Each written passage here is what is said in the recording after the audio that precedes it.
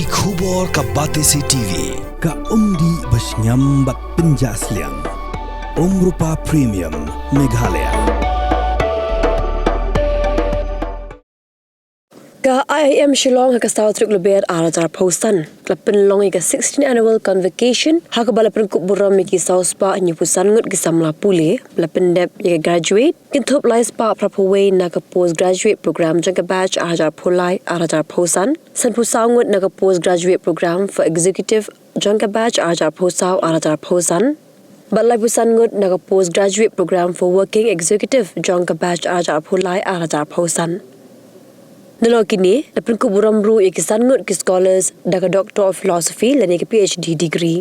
Haga di kejempen kuburam lasa kilang da Menteri Rang Ba ka Jelau Konrad K. Sangma, ublalong kumukongsan, President Jogga Honeywell India Ashish Modi kumusumbut kongsan, Chairman Board of Governors ke IIM Shillong, Shishir Kumar Bajoria, Director ke IIM Shillong Professor DP Goyal, kinuhikai bagi samla puli. Ladies and gentlemen, the 16th convocation of Indian Institute of Management Shillong is about to begin. The academic procession is now entering the hall. May I request all present to kindly stand up and remain standing till all the members of the procession are seated.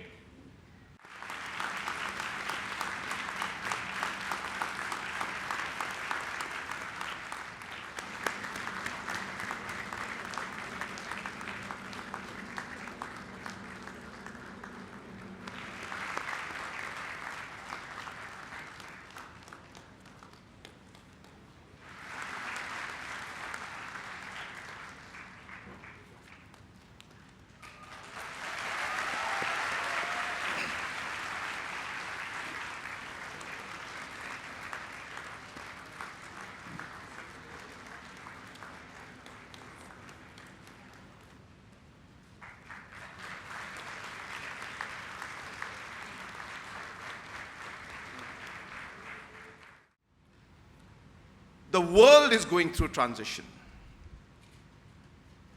Whether you talk of the tariff wars that have started, whether you talk of environmental and climate change transition that we're having, whether you talk of AI and the technology that is there, that transition is taking place, whether you talk of India, the transition that India is going through today is mind-boggling. Let me repeat, the transition that India is going through today is mind-boggling, and I can tell you because I'm inside. I know what's happening. Every sector, every tax issue, every growth area, every opportunity that's coming up, we may not be right at the center of it, but we are in the circle. It's an amazing story what India is doing today. And you are right there in this transition of what India is going through. The geopolitics that we have, I'm talking about maybe Northeast for now, the kind of transition we're going through in terms of geopolitics taking place in the rest of the world, whether you talk of the Middle East, whether you talk of Russia, Ukraine, whether you talk of, United States of America and the kind of economic war that's going on, or you talk of the geopolitics right here around us. A lot of transition happening. Meghalaya is transitioning. Today, I'm happy that we set off with a goal, a very, very difficult goal, I must tell you that. It's not easy to make an engine work, especially engines that have not been working for long. A corporate world is different from a government world. Corporate world, you have choices, changes you can make decisions that can just immediately be implemented. Governance is not like that. You start with what you have, you take that with you, and you keep changing it, keep improving it, and continue to work with the existing system. Improve the system, but you cannot change it the way or as much as you would want it. And in that whole process, we we realized that we should make the transition for Meghalaya in terms of improving what we already have. So as they say always, that it's not about doing different things, it's about doing things differently. And Meghalaya, we started in that particular thought process and model. Today, our state budget, when I took over till today date, so when I took over, we were an economy, or our GDP, that moment was at 9,000 crores. That was the GDP of Meghalaya when I took over. I presented my 8th budget this year. And our GDP today, from 9,000 crores, today we have crossed 30,000 crores. We have tripled our budget size in a matter of 3 years. And in all the sectors in government, all departments, our expenditures that we have made through our own resources, through the centrally sponsored schemes, the CSS, through externally aided projects, the investments made in almost all the sectors has gone up more than 3 times. I'm talking about, those of you who are with me in terms of finance. So the capital expenditure has grown more than the revenue expenditure that we have in the states, a reflection of the fact that the money is going into the right areas. And that's the kind of transition we are seeing, and that's what is going forward. Now, why am I telling you this? And I swear I'll close after this.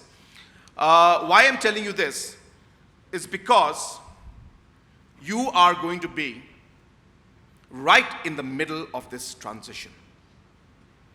And when we transit, what is the most important part of transition?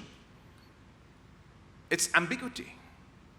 You don't know what's going to happen because you are comfortable in this particular zone that you are, and now suddenly there's a transition taking place. You just don't know what to expect. You just don't know how things are going to happen. And that, friends, is going to be the greatest opportunity for you. I talk to you in this way is because I believe that you are amongst the greatest minds in this country. You understand. You have already proved yourself, the fact that you managed to get admission here, you have proved that you are capable. You are intelligent, you are hardworking. But let me tell you, those are not the factors that will lead to success alone. It's important, you need those skills, but there are many, many factors that is going to ensure that. And to be able to take up those challenges and create the opportunity out of it, be the person that's going to be making that happen, is really the key, which I hope that all of you will be able to unlock as you move forward.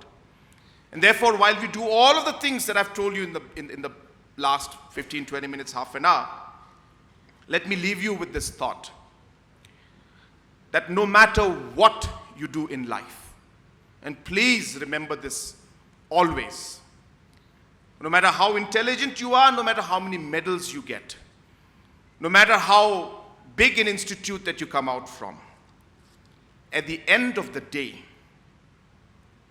it is the human in you that is going to make things happen. Remember to be a good human being. Remember to be humble in life. If there is one thing that I have learned through difficult situations, is that humility can take you and repair difficult situations in ways that you just can't imagine.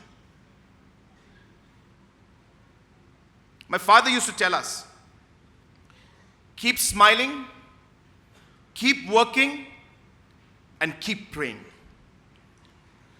And I'll tell you, this is because that's the human inside you. If you forget that, then everything that you do just make no sense. So I hope I can leave you with this thought, that while you are transiting into a very challenging world with great opportunities and so many things that you can do, Following your heart is important. Accepting failure is important. Learning from every single situation you face is going to be important in life. And of course, as I said, at the end of the day, remembering that even a small smile can change a person's life. I tell my officers, especially, some of them are here right now, but they know this because I tell them this every time I meet them. I tell them that make sure that you treat your subordinates the way you would want your seniors to treat you. If, as an individual, you can put this one thought in your mind of just being kind and being nice and respecting your subordinates, because I expect my seniors to do it, I'll tell you, it changes the entire way an organization works. For me, I don't look at myself always as chief minister. You can ask any of my officers. I am a director if it needs to be.